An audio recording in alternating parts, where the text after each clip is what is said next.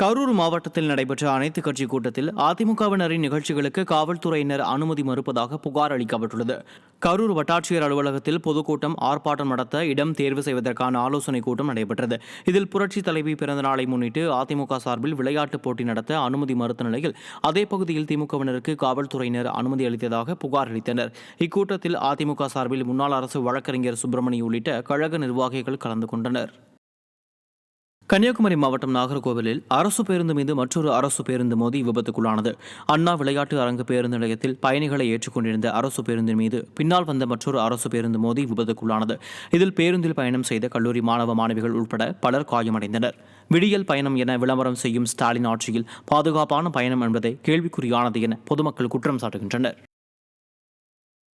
காஞ்சிபுரம் மாவட்டம் மதுரமங்கலம் பகுதியில் ஆன்லைன் சூதாட்டத்தில் பணத்தை இழந்த நபர் தூக்கிட்டு தற்கொலை செய்து கொண்டார். சுங்குவார் சித்திரம் அடுத்த மதுரமங்கலம் பகுதியைச் சேர்ந்த ஆட்டோ ஓட்டுநரான ராஜசேகர் என்பவர் ஆன்லைன் சூதாட்டத்தில் 20 லட்சம் ரூபாய் பணத்தையும் ஆட்டோவையும் இழந்தார். கடன் நெருக்கடியில் தூக்கிட்டு தற்கொலை செய்து கொண்டார்.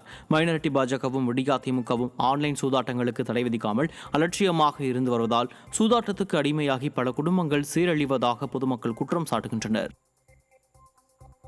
நெல்லை மாவட்டம் நாங்குநேரி அருகே சிந்தாமணி கிராமத்தில் உள்ள குளம் முறையாக தூர்வாரப்படாததால் குடியிருப்பு பகுதி வயலுக்குள் நீர் புகுந்ததால் அப்பகுதியினர் கடும் அவதியடைகின்றனர். அறுவடைக்கு தயாராக இருந்த நூற்றுக்கணக்கான ஏக்கர் நெற்பயிர்கள் நீரில் மூழ்கியது. மேலும் கால்வாய் நீரோடு கழிவு நீரும் கலந்து தேங்கி இருப்பதால் நோய் தொற்று ஏற்படுவதாக குற்றம் சாட்டுகின்றனர். ஸ்டாலின் அரசு முறையாக மராமத்து பணிகளை மேற்கொள்ளாததால் பொதுமக்கள் அவதியுறுகின்றனர். சென்னை அம்பத்தூர் சட்டமன்ற தொகுதிக்குட்பட்ட பாடி பகுதியில் எஸ்டிபிஐ கட்சி சார்பில் இஃப்தார் நோன்பு திறப்பு நிகழ்ச்சி நடைபெற்றது.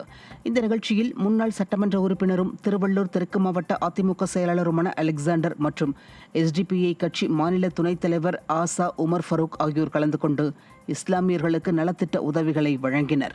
எஸ்டிபிஐ கட்சி அம்பத்தூர் தலைவர் முகமது அலி மற்றும் மாவட்ட தலைவர் சையத் அகமது தலைமையில் நடைபெற்ற நிகழ்வில் கழக நிர்வாகிகள் மற்றும் அதிமுக கூட்டணி கட்சியினர் பலர் கலந்து கொண்டனர். ராணிப்பேட்டை மாவட்டம் காவிரி பக்கத்தில் கடைக்கு சென்ற 9 வயது சிறுவனை தெருநாய்கள் கடித்த சம்பவம் அதிர்ச்சியை ஏற்படுத்தியுள்ளது. கவரை தெருவை சேர்ந்த 9 வயது சிறுவன் கடைக்கு சென்றபோது தெருநாய்கள் சுற்றி வளைத்து கடித்ததில் அவர் படுகாயமடைந்தார். ராணிப்பேட்டை மாவட்டத்தில் திங்கட்கிழமை மட்டும் 5 பேரை நாய் கடித்துள்ளது. ஸ்டாலின் அரசின் மாவட்ட நிர்வாகம் தெருவில் சுற்றித் திரியும் நாய்களை கட்டுப்படுத்த எந்த நடவடிக்கையும் எடுக்கவில்லை என பொதுமக்கள் குற்றம் சாட்டுகின்றனர்.